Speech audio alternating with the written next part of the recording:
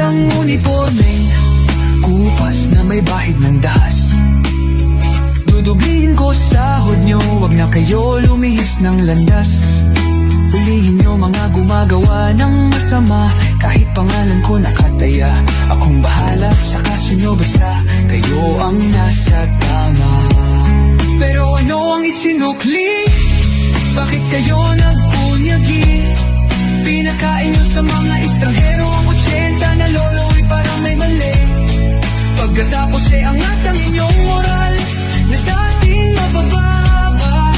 Grabe ang isinukli, parang dumukot ng tae. Tapos nilagay sa kamay, sabay sampal sa kanyang mukha. Mahal ko ang Pilipinas, di ako mapaapi. Ipinanganak ako sa bayang mapagtimpi. Ipaglalaban ko ang kalayaan, kahit ako'y masawi. Sisikat din ang araw, muli tayo magsasamang nakangiti.